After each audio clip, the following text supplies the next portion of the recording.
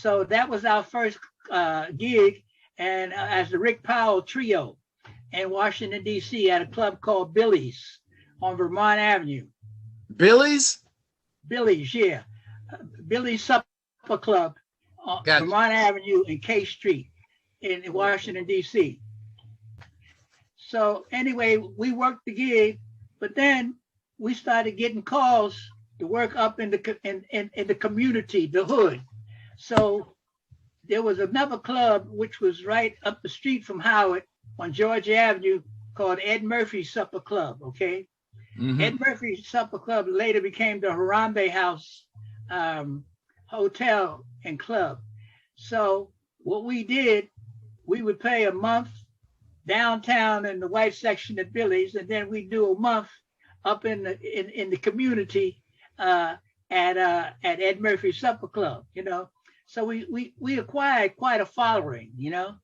So during that period of time, while attending Howard, Donny became friendly with Leroy Hudson, and they became roommates.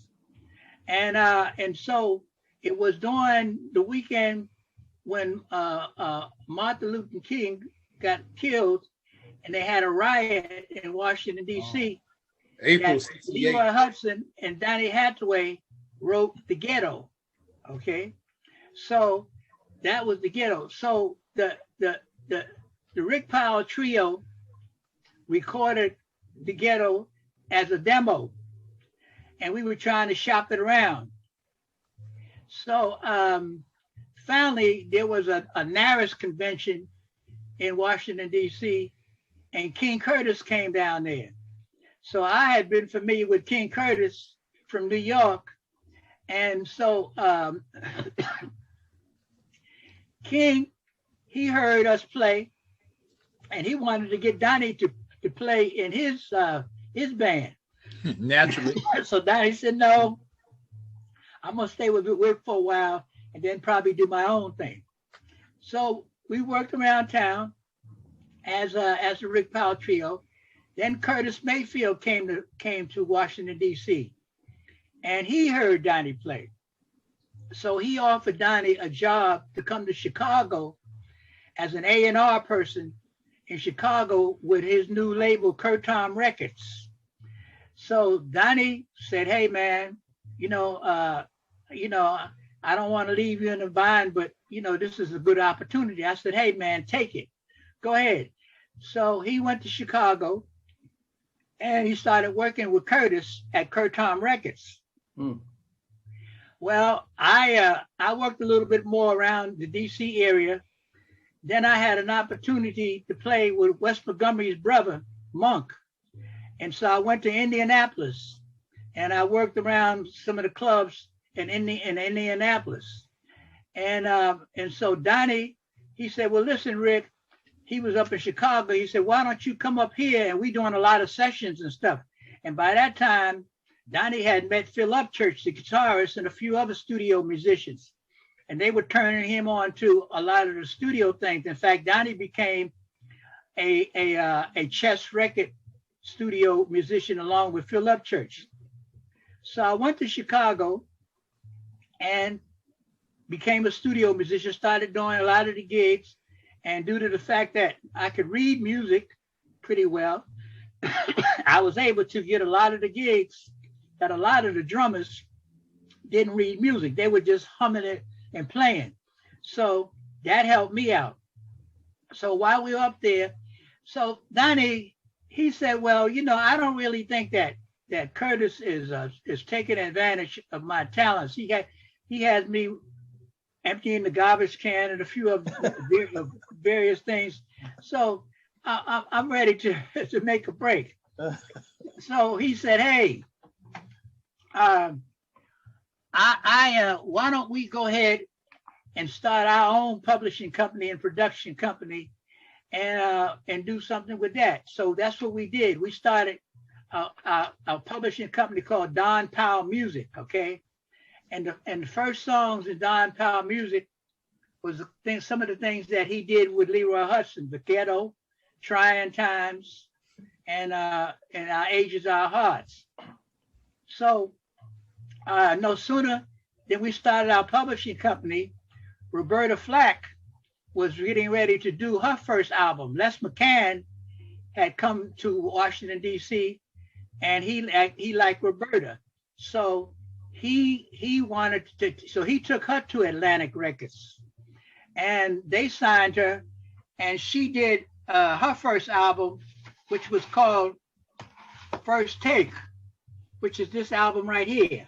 Yeah, I remember that one. Okay. I had and that. This was her debut album.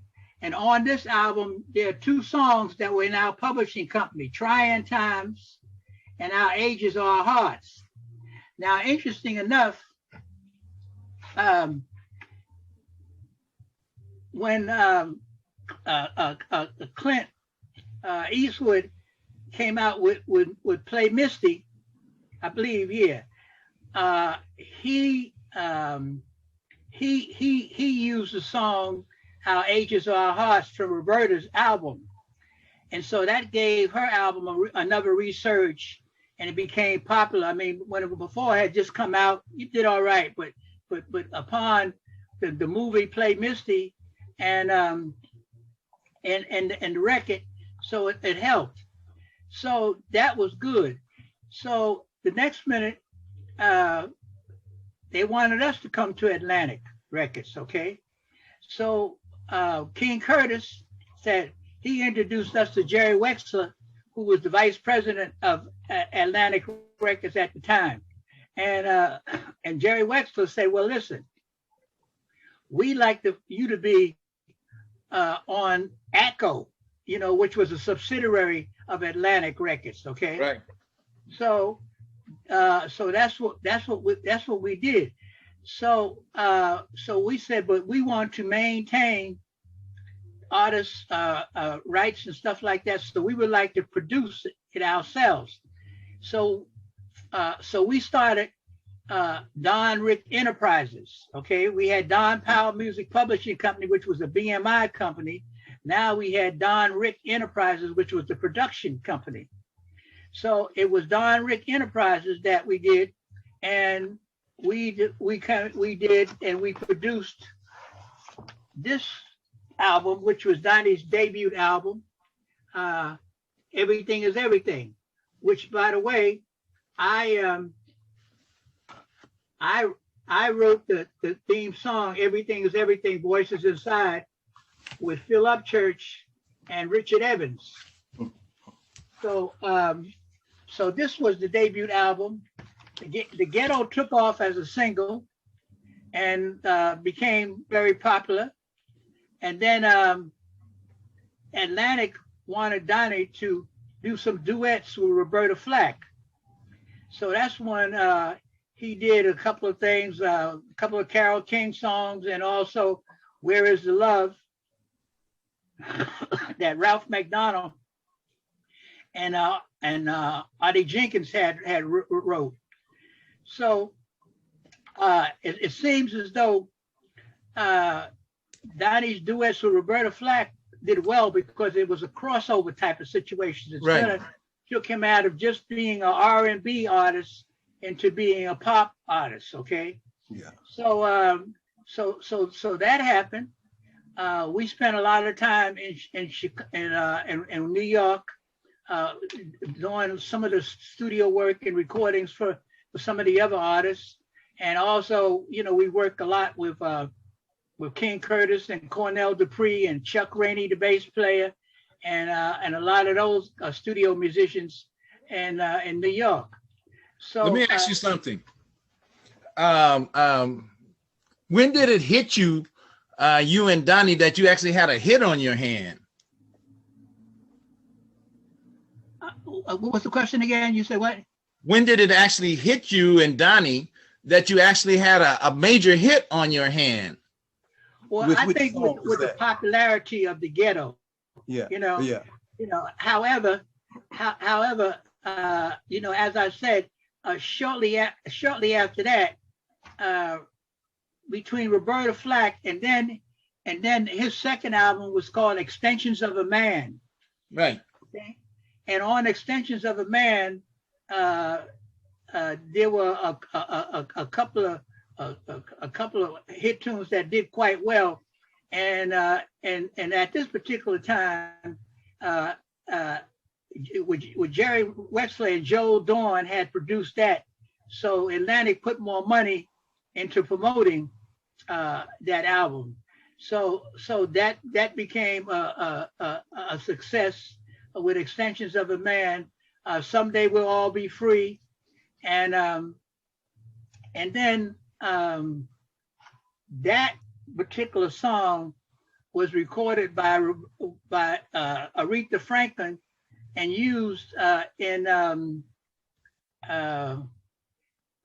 I think one of the Malcolm X stories that Washington what's the brother's name? Denzel. Denzel. Malcolm X. Okay. Spike Lee's production. Right. And so I played on that, and so that became popular as well. But then Donnie Roberta's thing, Where Is the Love, became very popular too. Okay. And so, but Donnie, that became a situation. Donnie didn't mind putting his voice and doing some recordings with Roberta, but he didn't want to have a Peaches and Herb or just a duet thing. He wanted to be a solo artist. Okay. So that was the issue. So we spent a lot of time in the studio.